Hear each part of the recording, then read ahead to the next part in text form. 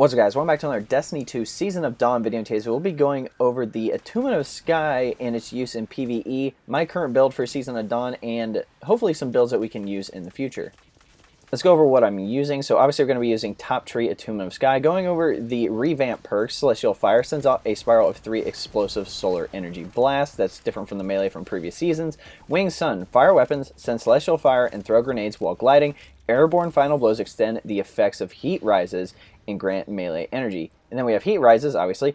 Hold, which would be, your grenade button to consume the grenade energy to extend glide time and improve in-air accuracy. This actually kind of makes it more like a very good balance glide, even if you have the other type of glides on, and it lets you be in the air longer.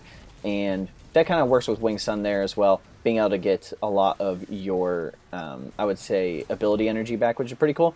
And then Icarus Dash, which is probably the most fun one. Activate while midair to dodge twice, which basically, as long as you press your crouch button twice in midair, you'll be able to dodge. You can do that 2 times in a row before you have to cool down. Going over some exotic armor, personally I use the Sunbracers. I know people use the Claws of Ahamkara because you do get 2 melee abilities there, and you can use it twice, but I think Sunbracers has a little more utility.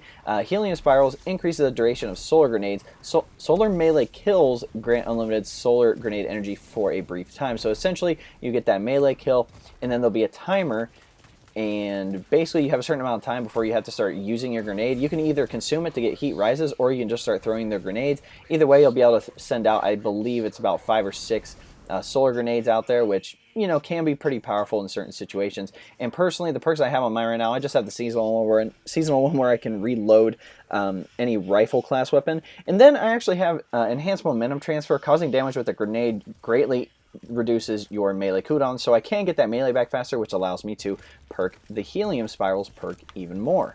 Now, going over weapons, I don't believe heavy weapon really matters here, but considering this is a melee and grenade-based build, that's kind of what we're building it around. You can go 2 ways. You can obviously use weapons that come with the Demolitionist perks, which, that's perfectly fine, being able to get your grenade back faster, being able to reload, but I think the important thing here is to get that melee back so you can, again, proc the Sunbracers perk. And so, this is where Monte Carlo kind of comes in, right? Going over the main 2 perks, Monte Carlo method, dealing damage with this weapon reduces your melee cooldown and grants a chance to fully charge your melee ability with each kill, which is pretty nice. And then you have Markov Chain, which is similar to Swashbuckler. This weapon gains increased damage from melee kills and kills with the weapon. Melee kills grant ammo for this weapon. So essentially, you just get individual kills with the weapon. It goes from 1 to 5. You get a melee, it automatically gets ×5. Now again, as I mentioned, I would use weapons that do come with these Swashbuckler perks, such as, I've been using the Buzzer because it does come with Outlaw and Swashbuckler, and sidearms have gotten a pretty nice buff in Season of Dawn, and so if you haven't got the sidearm yet, it is pretty entertaining. Then I also have a Perfect Paradox that comes with Swashbuckler and Field Prep, so I do get more ammo. So those are just the 2 that I use, but if you do have Swashbuckler perks for primary, that's fine. I know for my secondary, I do have this Gallant Charge that comes with Swashbuckler, which is fine. Sometimes I'll pull out the Last Man Standing, use the 1-2 punch option, but you do have to be kind of close, and this is a mid-air build, so it does depend on the situation, really. And then I do have an Infinite Pass that comes with Swashbuckler and Threat Detector, and I find that pretty entertaining.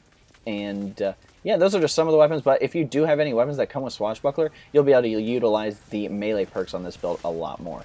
Now, if you do want more utility, you can use some of these seasonal mods, which I am using Anti-Barrier Ranger, which grants, I believe, bows, scout rifles, and pulse rifles the shield-piercing rounds that allow you to take down barrier champions, which coincides with one of the chest seasonal armaments, which is Breach Resonator, grants a melee and grenade energy on final blows with shield-piercing weapons, or when a member of your fire team shuts down a barrier champion. So again, if you get kills with the anti-barrier weapons, it gives you, again, your ability energy back faster, right? Another seasonal mod that I use that has some utility is Molten Overload. Solar grenades cause disruption, delaying ability regeneration and lowering combatant damage output. So this can be a little helpful, and I guess the main reason to use this is for overload champions, but I do like being able to weaken some targets if they are shooting me and I am taking a lot of damage, so it does help a little bit. If we go to the class item here, I am using Solar Plexus, increases damage of all solar melee abilities, gains super energy from performing finishers with a solar subclass equipped. Now, basically this allows Celestial Fire, which is your melee ability, to be, a lot more powerful. And if you do notice, I do have it on an arc I guess, archetype for the armor, which gives you hands-on, which gains bonus super energy on melee kills. Now, you could go on the opposite end of it and go with a solar bond. So for this one, for example, I do have solar plexus on this, but then you can also go with something like, you know, ashes to assets or enhanced ashes to assets, which gain more super energy on grenade kills, because again, you get that melee kill, then you can use your solar grenades, toss those out, which means you do get more super energy if you get kills with the solar grenades. Now, I did already mention momentum transfer. Causing damage with grenade greatly reduces your melee cooldown, or you can go on the opposite side, find yourself an arc. Well, if you get an arc Sunbracer, that's probably the most ideal because that's the one that I enjoy using, but you can put on this perk right here, which is impact induction, which I have the enhanced one, thank God. Causing damage with a melee attack greatly reduces your grenade cooldown. So again, there's multiple ways to make this build. Again, my thoughts here is that it's less about using the weapons and being able to put out a lot of weapon damage. Obviously, if you want to be able to put out great DPS, you're going to be ending up using your heavy weapon anyway. So this build is going to be, I guess, mostly based around abilities. Being able to utilize your melee, which gives you all those solar grenades again. Being able to get that melee back, which again, re-procs the perk to get those solar grenades. So this is more of a, like, enemy clearing thing, if anything. And I really don't have a problem with that. I really enjoy Attunement of Sky. Everybody wants to use bottom tree just because you can use the super for a very long time.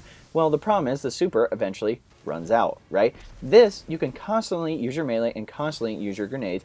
And if you wanted to use your super, if you wanted to use your super, again, you can use an enhanced ashes to assets, enhanced hands-on, being able to get, you know, the melee kill, you get more super energy, grenade kill, you get more super energy. And there's a bunch of ways to play this. I mean, you could also spec in grenade and melee mods to be able to help you out with that. But again, this is one of my favorite builds to use right now. I'll probably end up using it for the next few seasons as well, just because the utility of it is insane. The only problem would be Molten Overload and Solar Plexus, because I think there's always going to be anti-barrier weapons, and there's always going to be a perk that allows you to get your abilities back faster using anti-barrier weapons. The only issue would be Solar Plexus, that'll go away. You get less solar melee damage, and then Molten Overload, you won't be able to disrupt or lower enemies' damage with a grenade, but still, you will be able to have some massive ad clearing with this.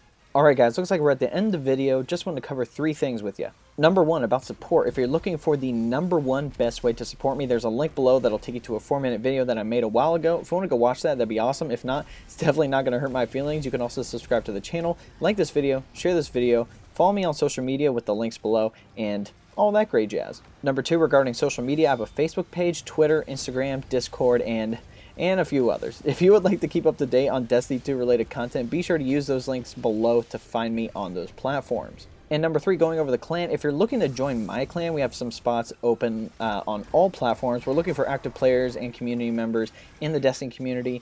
And typically we like to play casual PvE and PvP a majority of the time. I'm definitely all about that solo grind, but I'm willing to definitely play with people in the community, like definitely willing to do that. If you're looking to join, there's a link to the clan page on the Bungie.net site below, and all you have to do is request to join and I'll approve it. Hope you guys enjoyed the video. We'll catch you next time.